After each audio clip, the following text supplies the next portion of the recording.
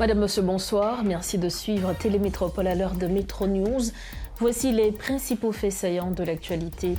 Plusieurs individus armés ont été neutralisés à la suite d'une série d'opérations menées par les forces de sécurité au centre-ville. Des matériels de guerre ont été récupérés. Cette intervention vise à reprendre le contrôle des zones stratégiques occupées par des groupes armés, informe la PNH qui annonce la poursuite des opérations. Parallèlement, le gouvernement travaille sur sa stratégie de sécurité et de réinsertion. Réuni ce mercredi avec les membres de la CNDDR, le Premier ministre Alix Didier Fils-Aimé a insisté sur la nécessité de lutter contre l'enrôlement massif de jeunes dans les gangs, tout en proposant des alternatives à travers des programmes de réintégration sociale. Et puis ouverture ce mercredi à Panama d'une conférence stratégique consacrée à la sécurité maritime et portuaire en Haïti. Prévue sur 2 jours, cette rencontre internationale vise à définir des mesures concrètes pour sécuriser les frontières maritimes du pays.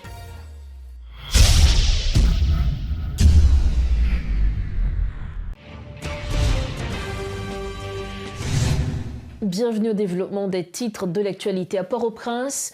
L'opération policière s'est poursuivie ce mercredi. Des détonations intensives ont été entendues notamment à la première avenue Bolos et au portail Léogane. Des riverains visiblement paniqués ont été pris au piège des affrontements opposant les forces de l'ordre aux bandits armés qui sèment quotidiennement la terreur au bas de la ville. Entre-temps, la police nationale d'Haïti a lancé une opération de sécurisation et de nettoyage d'envergure dans le centre-ville de la capitale. Cette intervention vise à reprendre le contrôle de zones stratégiques occupées par des groupes armés. Appuyés par des véhicules blindés et des engins de chantier, les forces de l'ordre procèdent au démantèlement des barricades érigées par les gangs. Les opérations se concentrent sur des axes majeurs tels que le boulevard Jean-Jacques Dessalines, les abords du stade Silvio Cator et le secteur du portail Léogane. Selon les autorités policières, l'offensive a permis de neutraliser plusieurs individus armés et de saisir du matériel de guerre, notamment un fusil de type M16. Au-delà du rétablissement de la circulation routière, la PNH affirme vouloir marquer le retour définitif de l'autorité de l'État dans ces quartiers sensibles. Les opérations se poursuivent afin de stabiliser la situation sécuritaire au cœur de la capitale. On sera présent à Kescoff où le maire de la ville, Massillon-Jean, demande une opération dans les zones de Viard et de Platon-Furcy pour empêcher les bandits de mener des raids sur des zones stratégiques de la commune. Il révèle que 2 attaques ont été repoussées par la police ces derniers jours. Écoutons le maire de Kescoff, Massillon-Jean. J'en ai toujours dit, le problème c'est au niveau des sections communales les plus reculées à cause de morphologie zone côté que la police n'est pas capable de vivre. Par exemple, si nous prenons la zone Nouvelle Tourelle, nous prenons la zone Nangelin, côté que M. Bandio pas suspendre la Toublaï, et si nous prenons la zone Kafoupet, la zone Platon Bonga, et côté que M. Sa est toujours présent, et puisque la police peut arriver dans l'axe, et ils prennent malin plaisir, fait des avancées pour arriver par exemple dans la zone Belot, dans la zone Godé, pour continuer à estimer la Toublaï dans la population. Par exemple, il y a un espace côté que M. Sa est toujours présent, et c'est par exemple dans Platon Fussi. Et en pile fois, ils ont fait des attaques pour essayer de voir comment ils sont capables d'arriver dans l'espace téléco, côté que nous connaissons qu'il y a des antennes qui alimentent non seulement le trafic aérien, mais tout qui alimente les télécommunications, surtout les radios et télévisions qui dans le pays. La magistrate n'a dit que il y a des zones ciblées pour faire des ordres alors. Oui, il y a des zones ciblées, c'est ça que fait dernièrement, ils ont attaqué les zones téléco. Et côté qui ont mis du feu, ils ont parti dans l'antenne digitale dans la zone téléco. Ça qui rend que la communication est vraiment difficile jusqu'à date au niveau du centre-ville, mais la police ensemble avec l'armée d'Haïti est arrivée à repousser. Plus tard que hier, normalement, dans la soirée, ils ont essayé de faire avancer tout. Et heureusement, la police est arrivée à frapper. Et qui, à cause qu'ils ont été retournés. Hier soir, encore, ils ont fait tentative et la police repoussée encore. C'est ça que fait qu'il faut gagner il y a une opération d'urgence qui mène, il faut qu'il y ait des dispositions sérieuses qui prennent pour sécuriser la zone télécroix pour permettre que vous mettez M. Sayo hors d'état de nuit. Pas de dégâts, pas de victimes, pas de dommages. Donc, normalement, pas de dégâts, pas de perte de vie humaine du côté de la police et du côté de la population. Mais dans le cas de frappe que vous avez pris avant hier soir, il y a un pile là-dedans qui sont censés courir avec balle en bas pour eux parce que la police a frappé sérieusement avant hier soir. Hier soir, il fait tentative encore, la police est repoussée. Ça fait nous proposer tout parce que en tant qu'autorité locale, nous aussi fait relais avec la police, avec la population, accompagner la police. Mais nous aller plus loin que le rôle d'accompagnateur, mais nous faire des propositions de solutions. Et ça fait une petite zone qui est plus proche. Par exemple, si on prend via, si on prend plateau fusil, c'est qu'il faut qu'il y ait des opérations qui soient rapides pour récupérer les zones pour empêcher que M. Sayo envahisse d'autres espaces normalement qui à proximité du centre-ville de Kinskov. Autre dossier, le gouvernement haïtien, dirigé par le Premier ministre Alix Didier Fils-Aimé, a une nouvelle fois affiché sa volonté de restaurer l'autorité de l'État et de reprendre le contrôle des zones dominées par des groupes armés. Réunis ce mercredi à la primature avec la Commission nationale de désarmement, démantèlement et réinsertion, CNDDR, et plusieurs partenaires internationaux, il a présenté une stratégie articulée entre répression et réinsertion. Dans son intervention, le chef du gouvernement a insisté sur la nécessité de lutter contre l'enrôlement massif de jeunes dans les gangs, tout en proposant des alternatives à travers des programmes de réintégration sociale, une approche que les autorités présentent comme rigoureuse, encadrée et complémentaire aux opérations policières en cours. Cependant, sur le terrain, la situation reste largement préoccupante. Dans plusieurs quartiers de la région métropolitaine de Port-au-Prince, les groupes armés continuent d'exercer leur emprise, imposant leurs lois aux populations et défiant ouvertement les forces de l'ordre. Les opérations annoncées comme décisives peinent, dans bien des cas, à produire des effets durables.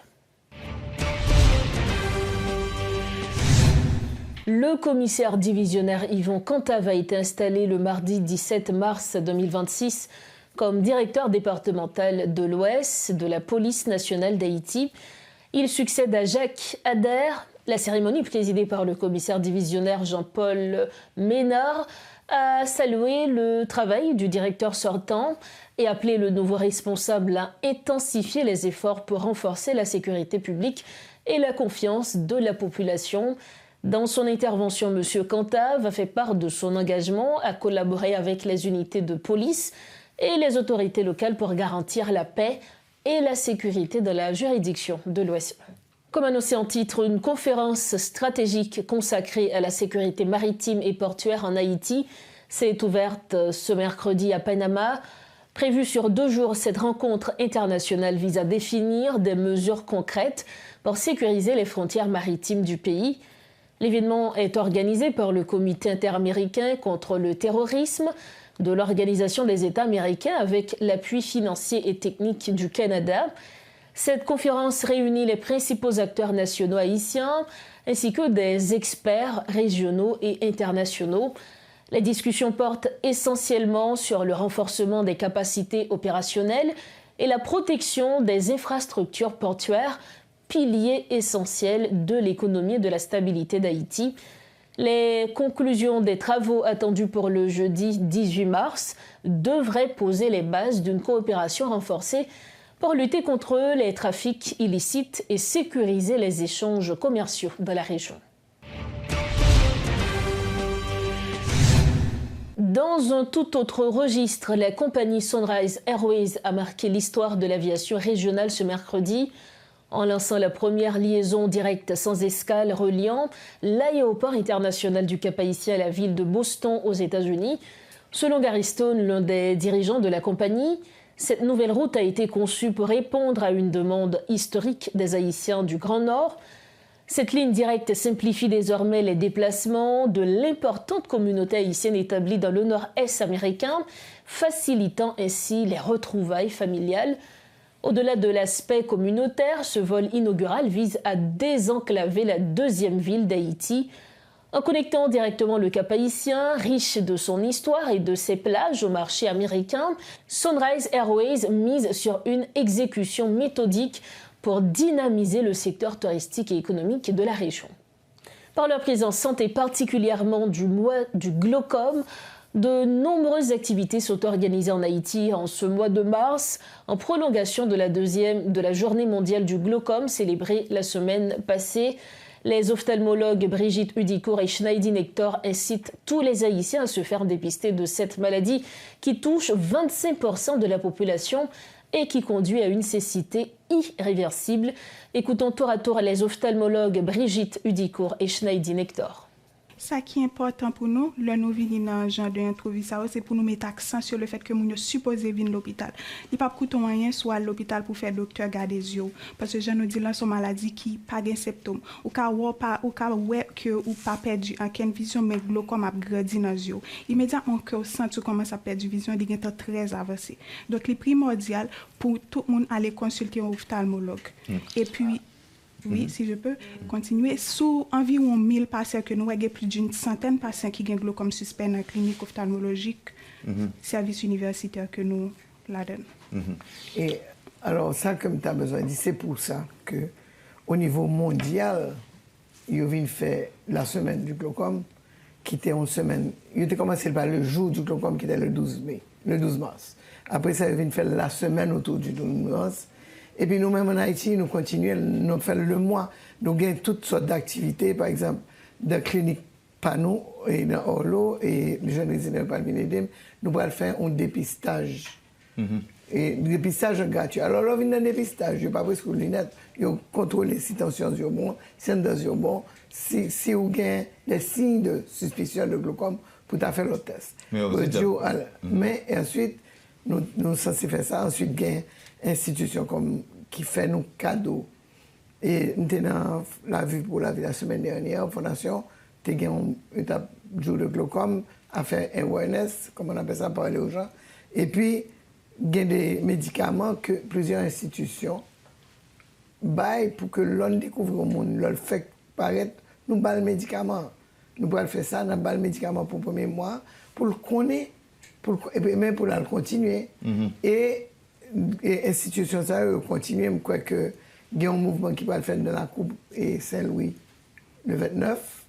Nous-mêmes, nous avons fait un mouvement jeudi 26 pour continuer, moi, à parler de glaucome parce que nous, une semaine pas de suffit avec toutes les politiques, tout ça, tout environnement. Nous, une semaine pas suffit.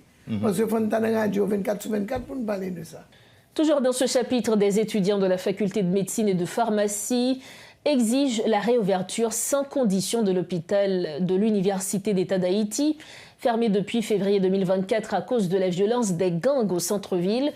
Lors d'un mouvement entamé dans les rues devant le rectorat de l'UEH pour aboutir à Musso, devant la primature, ce mercredi 18 mars, ils ont réclamé la reprise immédiate des activités de l'hôpital général et dénoncent ce manque de volonté du gouvernement sur ce dossier.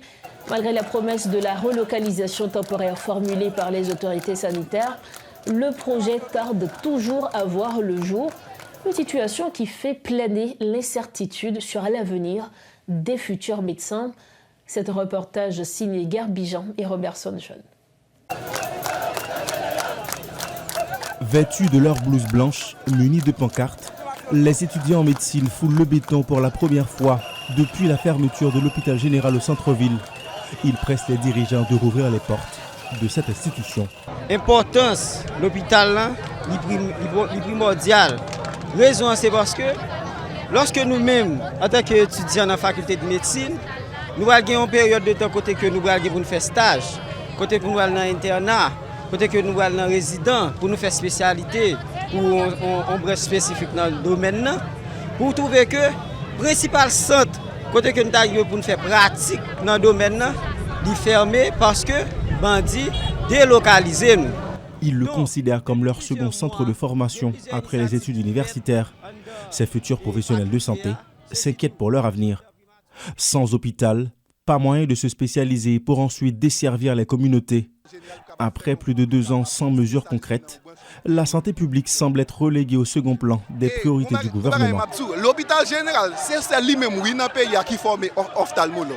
Donc, pas de l'autre, l'autre un monde par exemple qui a un problème pour faire dialyse. Il va aller dans le privé, il a payé combien $400 américains pour faire dialyse par jour. Or, l'hôpital général, il a fait l'hôpital général pour ne pas y monnaie. Donc, pas de l'hôpital. Et moun sa yo konya. Qui boy aller? C'est ça. Donc, nous avons l'État qui est irresponsable. Nous avons l'État qui ne pas mettre la santé dans la priorité. Donc, son projet, pas de comme là-dedans, il n'est pas intéressé, nous avons dirigé nous.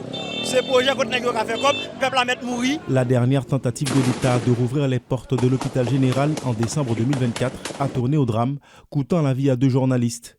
Depuis, on ne parle que d'une relocalisation temporaire à la rue Caméléon. Le docteur Prince-Pierre Sanson, directeur général de l'institution, a annoncé la nouvelle avec enthousiasme sur les ondes de métropole.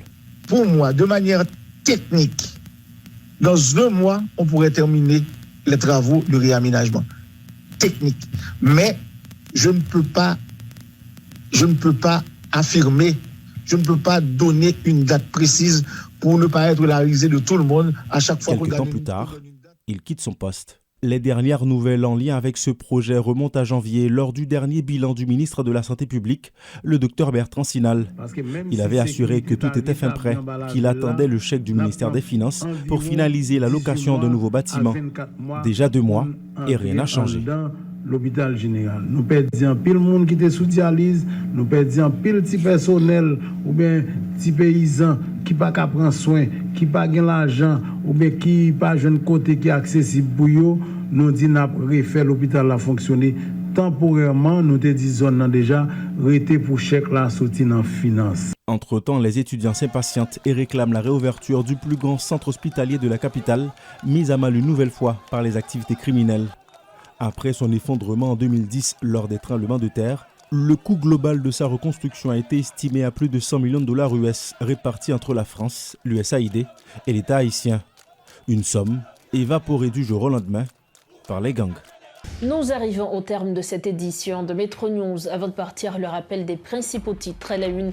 Plusieurs individus armés ont été neutralisés à la suite d'une série d'opérations menées par les forces de sécurité au centre-ville. Des matériels de guerre ont été récupérés. Cette intervention vise à reprendre le contrôle de zones stratégiques occupées par des groupes armés, informe la PNH qui annonce la poursuite des opérations. Parallèlement, le gouvernement travaille sur sa stratégie de sécurité et de réinsertion. Réuni ce mercredi avec les membres de la CNDDR, le Premier ministre Alix Didier Fils-Aimé a insisté sur la nécessité de lutter contre l'enrôlement massif de jeunes dans les gangs, tout en proposant des alternatives à travers des programmes de réintégration sociale. Et puis ouverture ce mercredi à Panama d'une conférence stratégique consacrée à la sécurité maritime et portuaire en Haïti. Prévue sur 2 jours, cette rencontre internationale vise à définir des mesures concrètes pour sécuriser les frontières maritimes du pays. Voilà ce qui met fin à cette édition de Métro News. Merci de votre fidélité. Merci surtout pour la confiance que vous nous accordez. On se retrouve demain soir, toujours sur Télémétropole. Prenez soin de vous. Bonsoir.